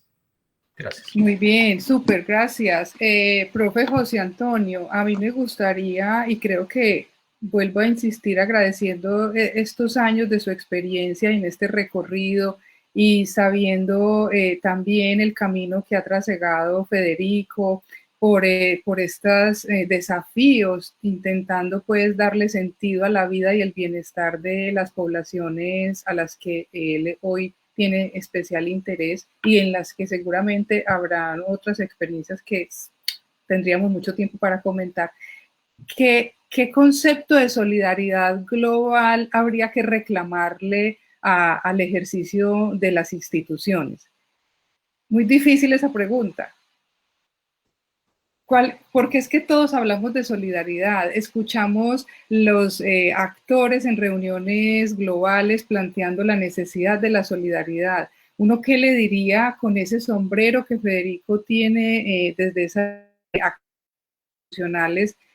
¿Qué se le reclamaría con mayor, digamos, fuerza a este de la solidaridad? No sé, está bien. El concepto de solidaridad es un concepto que en el marco de todas estas cosas que estamos hablando, a veces nos deja el mejor sabor, al menos desde la perspectiva nuestra, porque tal vez está vinculado como al alivio, pero un alivio que no es manejado, digamos, desde una perspectiva mucho más estructural, mucho más de derecho, mucho más de toma de decisiones políticas que vayan a las causas de las causas, la solidaridad desde el punto de vista internacional de los organismos, como el nuestro, como en el que yo he trabajado durante mucho tiempo, está planteado demasiado desde la perspectiva de la mitigación del problema, de dar una mano,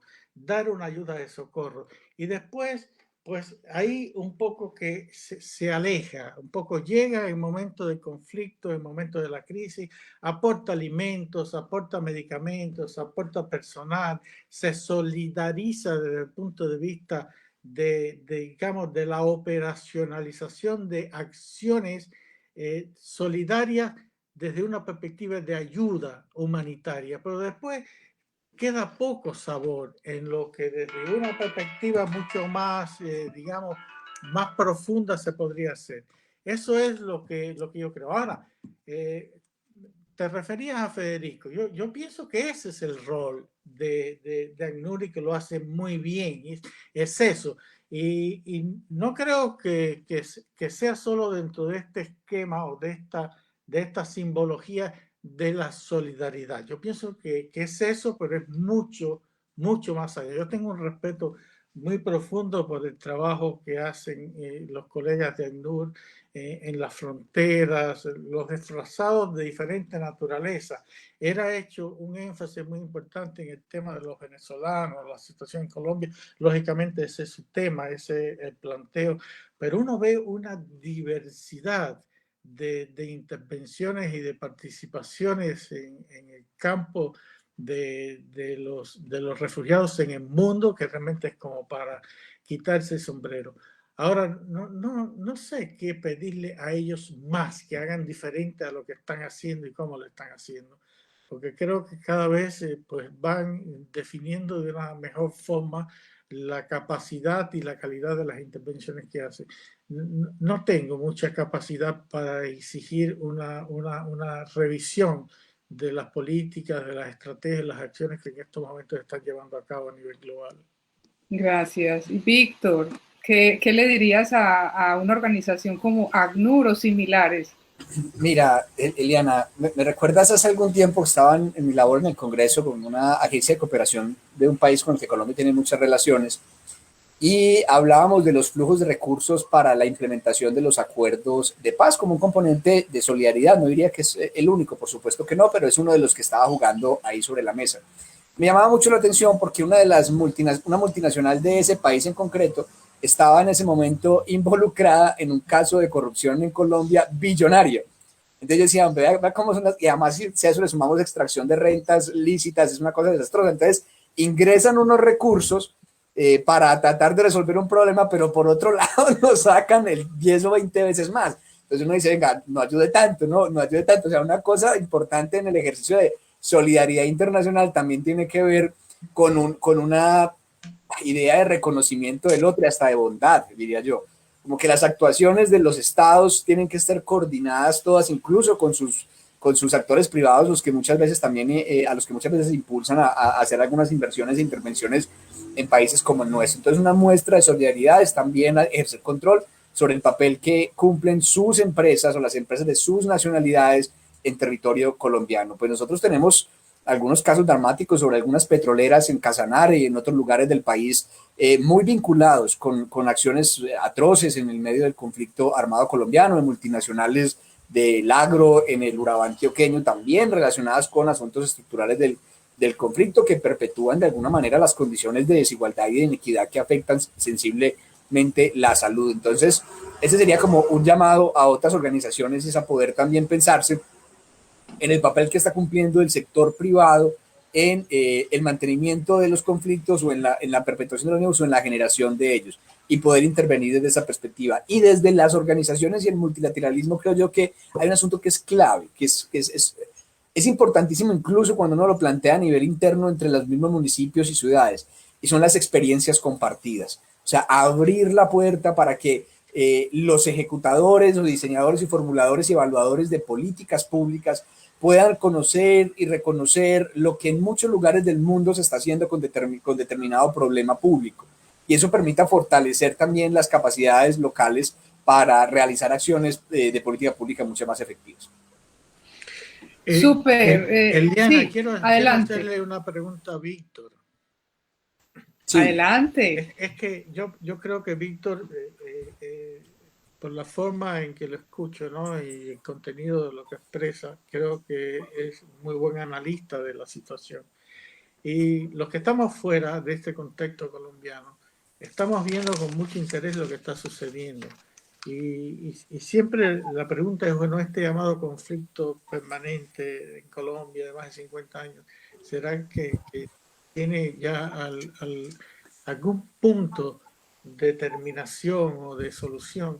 Y como uno ve el movimiento que se está dando a nivel regional desde el punto de vista político y mira para adelante y piensa en las elecciones que se vienen en Colombia el año próximo, yo le preguntaría a Víctor, ¿cómo es que él está como analista? ¿Cómo es que él está viendo esa perspectiva electoral 2022 como parte de una solución a algunos de estas temáticas colombianas que estamos analizando hoy?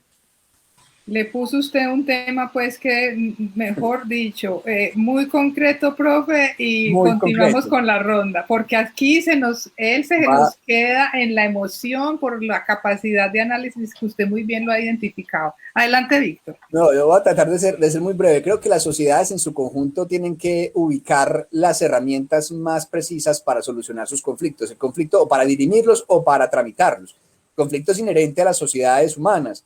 Pues mi madre alguna vez me decía, muy consternada en un municipio pequeño de Antioquia, que llegó a la casa muy preocupada porque la gente en la plaza principal del pueblo, en medio de un proceso electoral local, se gritaba cosas. Me decía, no, esto es muy horrible, hijo, y yo agradezca que se están gritando cosas, porque hace 50 años se estaban matando por uno o por otro candidato en el conflicto del bipartidismo colombiano. Yo creo que Colombia tiene que profundizar su ejercicio democrático y es probable que lo que ocurra en estas elecciones venideras permita hacerlo, porque veo más avidez de la gente por deliberar, por participar, hay más candidaturas, hay más nombres sonando, hay otras posturas políticas que empiezan a tener relevancia nacional y que han estado de alguna forma opacadas por años y años de conflicto. Yo creo que va a haber mucha conflictividad política, que creo yo que el pueblo colombiano también viene tramitando sus cosas para que esa conflictividad política no migre a otros escenarios de conflictividad armada. Eso es una. Y la otra es que tomas el contexto social de nuestro país, la misma dinámica de la movilización social ha puesto sobre la mesa y sobre la agenda de los políticos de todos los partidos, la importancia de intervenir sobre las problemáticas sociales y económicas. Esto creo que eso lo he escuchado incluso con muchos políticos digamos, de la historia tradicional de nuestro país y plantean como, venga, es que los jóvenes hoy están pensando muy distinto y están buscando la manera de acomodarse como a esos nuevos pensamientos y esos nuevos pensamientos en la práctica consideramos muchos están relacionados con la intervención de los fenómenos estructurales que han hecho un país con todo el potencial que tiene Colombia, un país con tantos problemas como tiene nuestro país. Muy bien, después pueden hacer una propia conference call para seguir abordando el tema. Federico, te salvaste de lo que quería escuchar, pero no podemos dejar para poder pasar al siguiente punto que se nos acortan los minutos. ¿Quisieras o tienes algo para adicionar de esa mirada institucional y de la fuerza del actor que tú representas o con quien tú tienes, digamos, esa interacción? ¿Le reclamarías ese concepto de solidaridad renovado o no? Para cerrar ese punto. Pues yo, para cerrar el punto, yo creo que aquí no quiero enfocarme en que esto no va a depender de un trabajo aislado de una organización o de una instancia, ni mucho menos va a depender de que cada persona adopte su rol adecuadamente en hacer un adecuado trabajo, una adecuada labor y en la medida de lo posible facilite los medios para que alguien pueda estar mejor, sea un amigo, sea un vecino, sea un familiar o sea un venezolano o otra persona que realmente necesita ayuda. Estupendo. Si algo nos debe enseñar este año de pandemia, de ver morir nuestros familiares, nuestros amigos, de este año es que realmente debe haber alguien la puede estar pasando mal a nuestro alrededor, no lo sabemos y por eso debemos ser amables y solidarios independientemente de un estatus migratorio, independientemente de una nacionalidad. Ese es mi mensaje para mejorar como personas. Si mejoramos como personas, la sociedad avanza. Ese sería Muy bien, muchísimas gracias. Bueno, hay aquí algo para poner en común de todo lo que ustedes han planteado y han comentado y tiene que ver con el ejercicio de reivindicar derechos, dignificar esa condición humana, darle sentido a la vida en ese nuevo territorio y no podemos dejar de comentar para cerrar este espacio tan especial cómo comprenden ustedes abiertamente el tema del empoderamiento, la participación y el compromiso de ese otro u otra que llega y sueña en ese territorio, en esa nueva oportunidad, el camino de la vida. Yo creo que tenemos que plantear este también mensaje, entendiendo un poco ese concepto de la salud global y de esta fuerza que en medio de los conflictos genera, por supuesto, incertidumbres, agobios, temores, desengaños, infortunios. Entonces, sería muy bueno como tomar también la mirada ya pues, si fuéramos capaces en esa empatía y compasión pensando en el otro, ¿cómo entendemos esto? Que no es la retórica, es el real, digamos, punto medular, porque trascenderá la vida, continuará el camino y hará parte de una construcción de un ejercicio ciudadano en el momento que le corresponde, en el lugar donde va a seguir caminando. Algo para comentar libremente, manos adelante, arriba. Adelante, Víctor. Eliana, una cosa muy simple, un mensaje sencillito. Nacionalidades, hay muchas. La humanidad es una sola. Creo que tenemos un compromiso de relacionarnos horizontalmente entre los pueblos, entre los seres humanos, para buscar también acompañarnos en los momentos de dificultad y para buscar incluso en esos momentos de dificultad aquello que nos potencie como humanidad. Pues la configuración de la historia humana, pues mucho de lo que pues, somos también hoy en día, está mediado por fenómenos migratorios. Y habría que hacer o señalar esto para también reconocer que en estos fenómenos migratorios, así sean generados por hechos tan dolorosos como son las guerras o los conflictos, puede haber también una oportunidad para humanizarnos, para crecer como humanidad y para fortalecer también el devenir de nuestras sociedades. Bien, adelante. No, yo quería comentar que creo que desde el punto de vista local, porque Eliana, vos mencionabas muy bien teníamos que tener esa visión de la salud global y la salud local y cómo esto interactuaba, lógicamente. Pero viéndolo desde la perspectiva de las principales decisiones que se están tomando al nivel superior, donde se discuten políticas importantes en el mundo, yo creo que en nuestros países las organizaciones de la sociedad civil debiesen tener cada vez una mayor comprensión de cómo nuestros gobernantes acuden a esas citas y toman determinadas decisiones que a la larga podrían tener una repercusión negativa en el bienestar, en los derechos, en la justicia de nuestra gente a nivel local.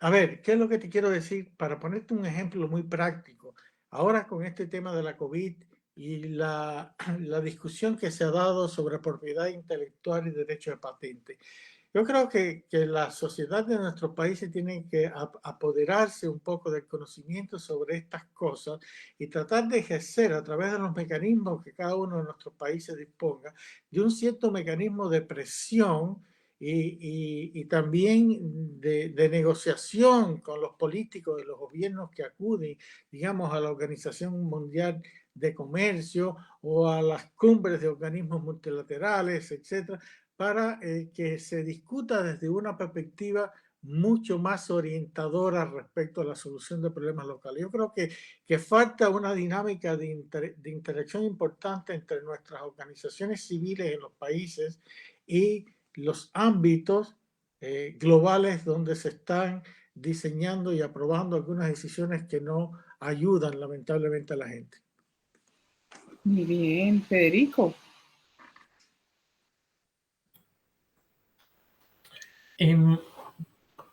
Comparto el punto que plantea Víctor frente al desarrollo humano. Me gustó mucho la intervención de José Antonio frente a este rol de sociedad civil, de organizaciones y frente a las decisiones que tomen para sus futuros gobiernos. Y quiero simplemente complementar la necesidad de una postura de aprendizaje de estas situaciones. Si vemos o adquirimos una postura de aprendizaje, podemos encontrar puntos positivos que nos permitan avanzar. Cada grupo, cada sociedad, cada conglomerado tiene diferentes necesidades, pero en la medida en que cada grupo, por diferente ideología que tenga, se plantee que puede llegar a encontrar algo que le aporte otra persona a sí mismo, creo que la postura es diferente. Y esto es muy positivo en los conflictos, en las grandes movilizaciones, en los fenómenos migratorios. Entonces, yo veo al país, y no solamente a Colombia, sino a la región de América Latina, que está en un momento clave en el que sus dinámicas de automirarse cambian, sus dinámicas de mirar a otros países cambian, en lo que no puede ser ajeno a lo que puede estar pasando al final, y básicamente eso es salud global, en la medida en que interrelacionamos con el vecino y con los demás. Ahora, depende mucho, y estamos en un momento fundamental en qué tanta prioridad le damos a esta capacidad de análisis a los demás, o si volvemos a cerrarnos y retroceder de alguna otra forma y omitir los beneficios que nos pueda traer el mirar a los demás. Entonces, como país y como región estamos en un momento clave, creo que debemos aprovecharlo, y la misma pandemia ha generado que las personas analicen qué está pasando, qué pudo haber aprendido, en qué medida lo afecta. Es un momento clave en el que estamos, y mi invitación es como a seguir abriendo esta mirada y tener una postura de aprendizaje de los demás, y siempre mirar que hay algo positivo en lo cual podemos adoptar de otros. Muchísimas gracias. Me encantaría, aprovechando ya estos minutos y ustedes con su generosidad, profe Eduardo Guerrero, prenda su cámara, por favor, para que cerremos este encuentro tan especial y poder escuchar de usted entonces cuál será el siguiente seminario, cómo vamos a seguir avanzando. Bueno, mientras el profe se nos va animando. Profe Guerrero. Muy buenas tardes ya por acá. Primero agradecer muchísimo a los ponentes, a Tony, a Federico, a Víctor, agradecerles muchísimo por este espacio de reflexión sobre el tema de conflictos y tensiones armadas. Realmente fue fascinante para mí. Recorrí una buena parte de mi vida y de mi historia. Hemos vivido unos siglos de conflicto. Entonces, hay que aprender muchísimo para poder comprender que tenemos que avanzar hacia la reducción de conflictos en la humanidad. ¿Cómo hacerlo? Me parece que muchas de las respuestas de lo que se planteó aquí en este seminario, que tendremos que desgravar, que tendremos que analizar, que tenemos que revisar, nos van a servir para hacer esa minuta de recorrido de cómo enfrentar conflictos, cómo enfrentar tensiones, el rol de los organismos internacionales, el rol de los gobiernos, el rol de la ciudadanía. No se ha hablado mucho del rol de la academia, porque pienso que la academia también tiene que comenzar a pensar y a discutir cuál es su rol frente a los conflictos sociales y políticos. Y me parece que allí hay un aprendizaje bastante interesante que tenemos que abordar. Y agradecer entonces el espacio de reflexión que nos han permitido sobre esto, y con toda seguridad sacaremos una propuesta que estaremos circulando, mirando lo que ustedes nos han aportado. Me ha gustado muchísimo la reflexión que hizo Tony Pajés sobre Salud Puente para la Paz en Centroamérica, que en buena parte viví y ayudé, digamos, a trabajar en ese proceso. Creo que ahí hay un ejemplo bastante interesante, que los conflictos se resuelven trabajando sobre los problemas sociales que tiene la gente, resolviendo sus problemas desde la base, desde la raíz. Y Salud Puente para la Paz, cuando llevaba vacunas, cuando llevaba acceso a servicios, cuando llevaba medicamentos, cuando llevaba soluciones a la población, estaba realmente ayudando a contribuir en ese sentido. Entonces pienso que tenemos que mirar esas experiencias para poder reflexionar sobre ellas. Y del próximo seminario, pues vamos a mirar en el próximo seminario sobre el tema de servicios de salud. Estaremos mirando cuál es el rol de la atención primaria en salud en el próximo seminario, cuál es el rol de la salud pública desde el significado, digamos, global. Esta pandemia nos ha mostrado que nos llenamos de cuidado intensivo, nos llenamos de respiradores, estamos con indicadores para reabrir la economía, mirando cuál es el porcentaje de cuidado intensivo que tenemos que cuidar para que no se muera tanta gente, pero nos olvidamos de la salud pública preventiva, nos olvidamos de la atención primaria en salud, nos olvidamos de la contención de la pandemia en el lugar donde se producen las cosas, y yo pienso que ese seminario que vamos a celebrar en nuestro próximo mes pues va a ser muy interesante para entender eso, qué significa el rol de la sociedad, de la ciudadanía, de las universidades y de las personas previniendo una enfermedad como la que estamos enfrentando en este momento. Es una prevención primaria de cuidado temprano y no de cuidado terminal. Yo pienso que esta pandemia la hemos manejado desde la óptica del cuidado terminal y no la hemos manejado desde la óptica del cuidado primario de la salud, del cuidado temprano, y me parece que allí tenemos muchísimo que aprender y muchísimo que construir. De modo que estamos invitados todos a nuestro próximo seminario de salud global, y parece que este tema de salud pública, atención primaria, no es un tema solo de un país, es un tema global. ¿Por qué no hemos podido globalmente trabajar avanzando en que construyamos sociedades que trabajan en la prevención, en la promoción, en el cuidado temprano de las enfermedades, y sobre todo que esta pandemia nos ha enseñado que no es solamente cuidar el virus, sino cuidar el hambre, cuidar la pobreza y cuidar a los que tienen más necesidades. De modo que muchísimas gracias, profe Eliana, por esta oportunidad.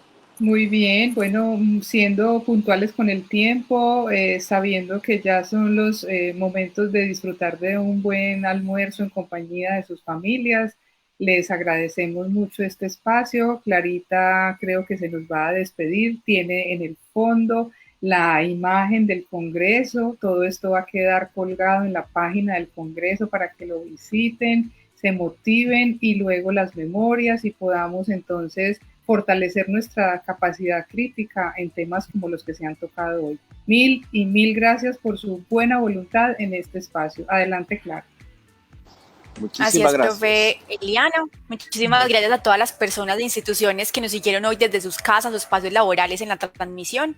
Agradecemos también a los profesores y ponentes por todos sus valiosos aportes en esta sesión, y como lo decía la profesora Eliana, los invitamos a visitar la página del Congreso, que es saludpublicavirtual.uda.edu.co/XII Congreso. Entonces, a todas las personas interesadas en las temáticas de salud global, también los invitamos a diligenciar el formulario que hemos compartido a través de los comentarios en nuestra transmisión de Facebook para que puedan recibir toda la información al respecto. Les deseamos a todos una feliz tarde y que estén muy bien a todos ustedes en casa. Gracias, un abrazo.